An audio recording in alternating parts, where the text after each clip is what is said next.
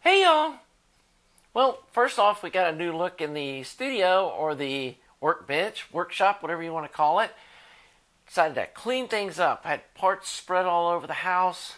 Had some up in the living room and on the floor down here. Said, I got these nice shelves back here with a bunch of junk on them, so did a nice purge. I threw out a ton of stuff and went through and resorted, and gonna set this up with some bin boxes to put my parts in for my builds and stuff, and that's going to make things a lot easier to deal with. So yeah, nice fresh look. So I've been tuning on this one with the musical power supplies, output transformers. It's got the Skokie badge on it now. It sounds good. And so got about 10 of those transformers ordered, got 10 of these ED cores coming. Nothing wrong with these ED cores either, but I think eventually we may end up going with musical power supplies, just because I mainly like supporting another small entrepreneur like me, and we need more people doing these transformers for us. And so shout out to you, Matt. Thanks for doing that. Probably going to be, I think he said mid-March before he can get the transformers to me. Not sure on these ED cores when they're going to get here. Hopefully a little sooner than that. Got enough parts ordered to build another 5. The first 5 were sold. Not sure when I'm going to get them all completed. And one of the things I didn't want to do was to take down payments on these or promise anybody when they're going to get theirs, because I just don't know. This is outside of my control. And so I'm just putting people's names on a list. If I haven't gotten back with you, I will. I also need to put up a page on my website about this amp, and also have a form, maybe a separate form or a separate email kind of a thing for folks that are like ordering parts or ordering amps or stuff, interested in getting chassis work done or something like that, versus the people that are just asking questions, or like, hey, I've got an A10, can you walk me through some stuff? Because I need to be able to keep my customers separated from the DIY community so I can find them. I get so many emails. I think I've already lost a couple of people's emails that were interested in buying. I gotta streamline that whole thing so that it's not so confusing for me. There's parts of my life that I'm super OCD about, like symmetry and laying out wiring and stuff, but then when it comes to like my email inbox, and y'all have seen how much I even struggle with doing bombs and keeping all that stuff straight, I gotta try to figure out how to streamline that. But anyway, let's talk about these amps and what changes that I'm probably going to be doing based off of inquiries that people are giving. I'm finding that the vast majority of people are wanting a volume control, and then they're also wanting 2 inputs at least. And I think I can do 2 inputs fairly easily, but I don't like this switch on the top here. This was not an attractive solution to me. And sometimes you think something might look okay, and I've built amps with these switches on the top before, but they were more back like in this area for like switching from triode to ultralinear, and putting this one up here in the front for the source, it just kind of sticks out like a sore thumb to me. I'm just not crazy about this. So, and especially this gold switch doesn't really match this kind of champagne color of these tube rings and the knob, and I don't know, it just kind of clashes. And so got to come up with a better solution for that. So for this use, this is for a friend of mine, having one set on the side and one in the back is going to work really good, because he's going to have the EAR clone preamp sitting next to it with some short RCAs with a 90-degree end on them going into the amp up to that, and then his streamer is going to go into the back, and then the switch will switch back and forth between them. So functionally it's going to work great. And again, this is still kind of an evolving kind of still prototype stage kind of stuff about like what I want to actually do. And so what I'm thinking is, instead of putting this switch here on the top, because I really went to a lot of trouble to make sure there was no screw heads or anything visible on the top, and it looks so clean, and then this just, like I said, sticks out. And so I think I'm going to put a black rocker switch on the side here. And those are, all but flush mounted. And I found some that have gold contacts. And this company does a lot of like OEM automotive switches. Like they sell parking brake switches and stuff for the car industry. So pretty sure these are high quality parts. And like I said, they got gold plated contacts, DP/DT rocker switch. Put it right here in the side. There's space inside the amp to do the wiring. And then put 4 RCA jacks in the back. And move the speaker jacks over. Let me show you what that looks like. So if we do that deal, we'll just move these over, and then we'll have room for, 2 pairs of RCA jacks next to each other. And then, if somebody wants them in the side, or they only want 1 pair, which is, honestly, that's what I recommend. If you're really wanting the best sonic quality, if you just have 1 pair of RCA jacks on the amp, then I can use that 2-conductor microphone cable where the shield drain goes straight to the ground bus in the amp, and the signal isn't going through the shield or the return path, the negative, whatever you want to call it. But if I'm going to do multiple RCA jacks, it's just way too tedious and complicated trying to use that kind of wire or that wiring scheme using multiple inputs with a, DP/DT switch and all that stuff. So I'm going to have to use the single conductor with a shield wire if I go with multiple inputs. So, if you're super concerned about noise and want it to be as clean as you can, recommend just going with 1 pair of RCAs and maybe even no volume control, and get some kind of really high-end step attenuator or something like that to operate the volume. And then you've got less wiring inside the amp with all of this high voltage AC and with the high current heater wiring. That's, there's a lot of electromagnetic radiation going on inside this chassis, and that's why that chassis is shielded, to keep it all in. But anyway, I think a lot of people are going to want 2 inputs so they can have like a turntable and a streamer. I don't think many people have more inputs than 2. And with a volume control on it, rocker switch, just put it like right here on the side. I think most people, they don't have this just right up against something. I don't recommend that anyway. There should be a little space around the amp for cooling. And then just this little rocker switch on the side will be all but invisible. The top stays clean, and it'll be easy to wire up. So I think that's going to be a good solution for people that want 2 inputs and a volume control. So the other thing I was going to show you is, this is how I did the cooling on the bottom. There's holes here, 2 rows of them, that are right under the resistors on the cathode, which is where most of the heat inside the chassis is going to be generated. And then we got another set of holes over here that are kind of offset, just like these are, so that if you put the cover on in the other direction, the holes are still going to be over the resistors. Because, somebody might work on this thing in the future, put the cover on upside down, and if they do, I wanted the holes to still be in the right place so it would cool the amp. So that worked out really well.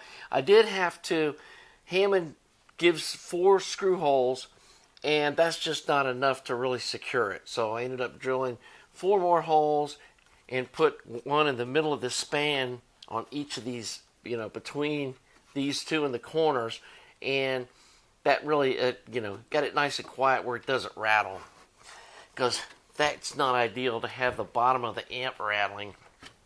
And again, got these little cooling screens here that are, especially on this side where the resistors are right under this little cooling port. And then with the holes in the bottom right underneath that, the convection should just pull the air through and keep the inside of the amp cool. So all of that worked out really well. So I did have some people asking about, hey, I want to put this, big step attenuator inside it for, the volume control. Or I need 4 or 5 inputs. And then, a couple other people were wanting a sub out.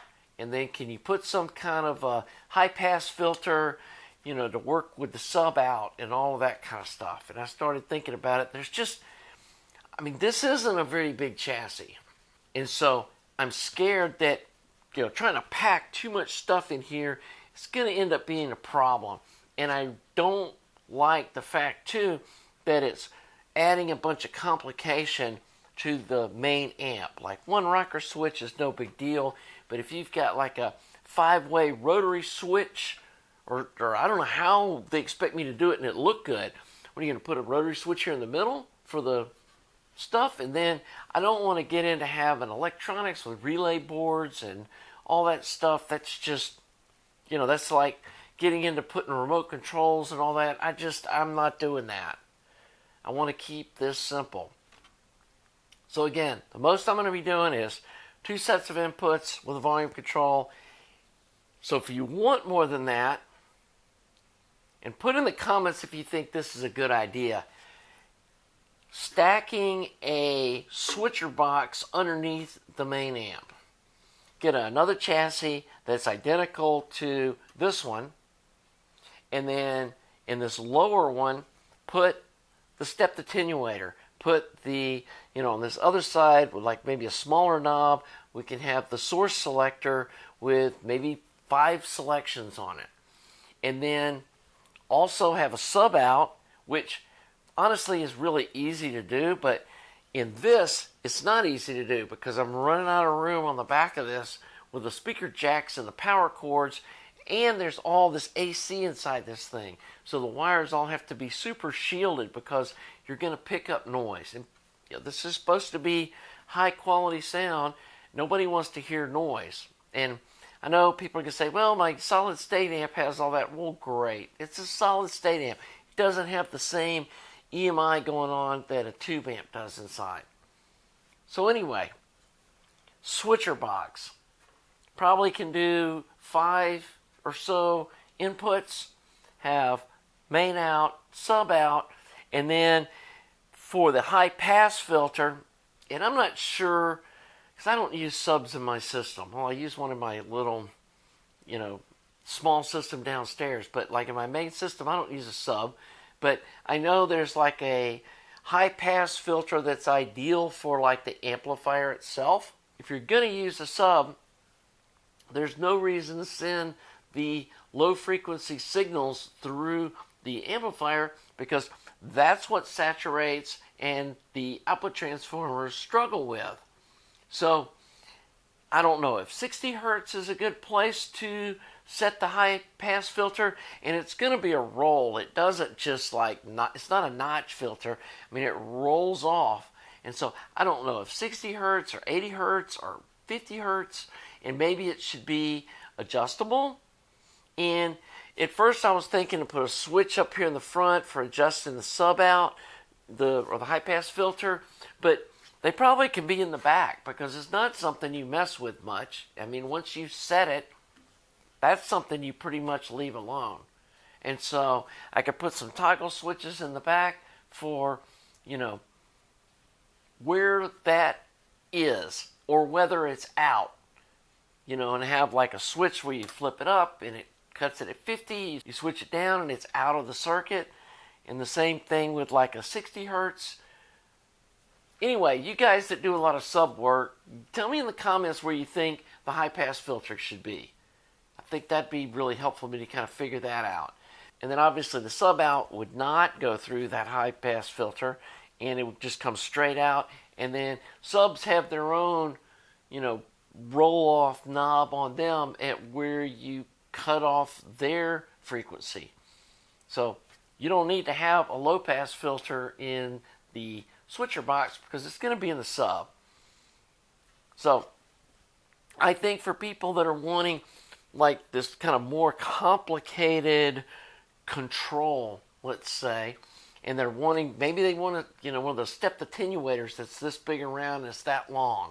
Well, there's not enough room in here for this with all the tag strips and everything, but in the switch box there's plenty of room.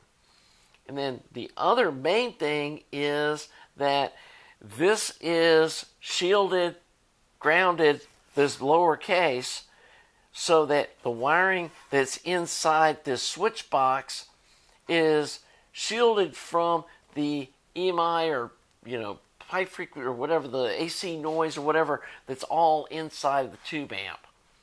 And so that's another reason to do it that way. And then the amp would be built, without the volume control, so that's going to save you some money. And then just put a pair of RCA jacks on the back, run some little shorty RCAs down to the switch box, and then, hey, sky's the limit almost about what you want to do with that.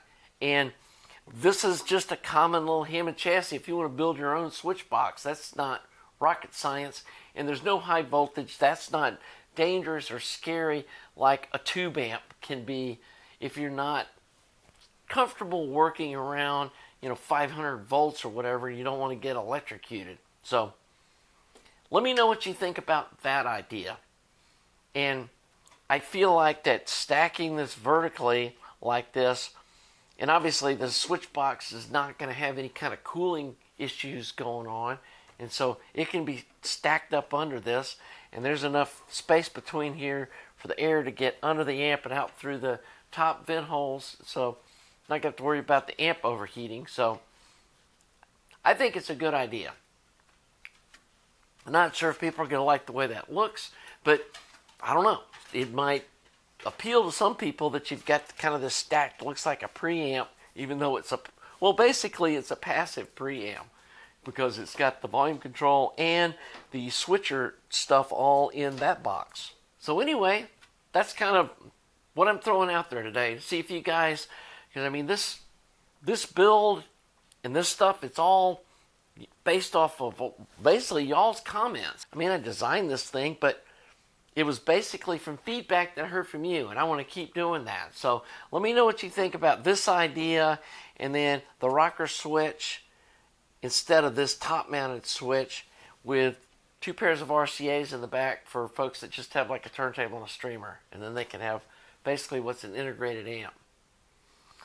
The other question I had is I asked about the color of the transformers. This is more of a little bit lighter, kind of a bronzy color that at first I wasn't real crazy about it, but I'm kind of warming up to it. And especially with this kind of champagne colored trim, I think it really looks nice with it, and it really kind of sets it off. And so let me know what you think about that. I do like this kind of graphite color, but I think with this color iron, silver trim might look better. And have, just like I did on my EL34 clone preamps, I had a silver and a gold version.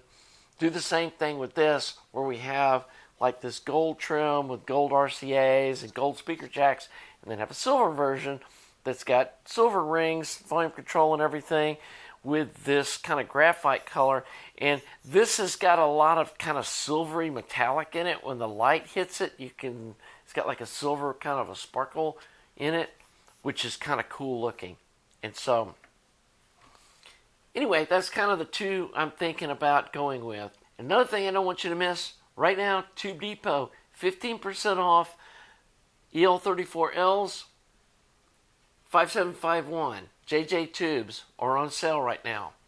I got an email the other day, and I went and bought 20 output tubes and 10 of these driver tubes while they were on sale. So if you're going to be building one of these amps, or you just want to see what these tubes sound like in some other amp you already own, those JJ tubes are all on sale. And I'll say it again, don't buy their 5AR4. It's one of the ones that I've had really bad luck with. Even though, like, this amp isn't real hard on a rectifier tube, I still think that something like a Tube Amp Doctor or a Sovtech, if you're on a budget, if you're not on a budget, just buy a Gold Lion. Those are really good rectifier tubes. Or go look and find some of the new old stock, like made in Japan ones. The Radio Shack ones are usually pretty good. Of course, Mullards are great, but they're getting just crazy expensive. And man, it kills me. I killed one of those with that Soling cap that shorted out, but it was a beautiful rectifier tube. I mean, it really lit up just, yeah, I don't want to think about it. And those things are $150, $200 now. So, hey, they're running out of them. It's not like they're making any more of those new old stock tubes. So, anyway, JJ tubes are on sale. I'll put the link below. If there's a little comment box, tell them Skunky sent you. Just so these guys know that I'm sending them some business. They don't. It's not an affiliate link. They're not giving me any kind of discount right now. But maybe if you guys are telling them that you're buying tubes from them because you saw it on my channel, they'll give me a break on buying some tubes from them. So if you wouldn't mind doing that, that'll be super helpful. And again, first 5 of these are already spoken for. Not sure if the folks are going to buy it or they'll step out or whatever. You know, they said, put my name on the list. Month or two, when I get these things ready to sell, they may have changed their mind or they bought something else. I don't know. So keep signing up, guys. Not asking for a deposit. I'm just putting people's names down on the list. And as I build amps, I'm going to call people up and say, hey, if you want this, this one's yours. And if they don't, I'll be like, no problem, thanks. And I'll just go to the next person on the list. Not expecting to be building a ton of these. Definitely is a time-consuming thing, and I'm just doing it for fun. Got other projects I want to work on. I've got other videos. I need to get back to doing some YouTube content, and while I'm waiting on those output transformers, probably going to. So, anyway, if you enjoyed this video, please subscribe to the channel.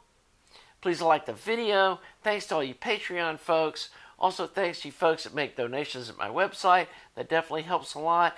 And thanks to you folks that are interested in buying some of my stuff. Going to be doing the color preamp for sale soon. Haven't figured out the price point on that, but I'm going to show you that build. And of course, those EL34 clones, I kind of build those to order. But if you're interested in one, send me an email. They're $900 now. I did an introductory price of $800, and parts have gone up, and I just can't build them for that, the $800 price. So this time, they're not for Patreon folks only. Anybody that wants one, just shoot me an email. And hey, till the next video, have a nice day.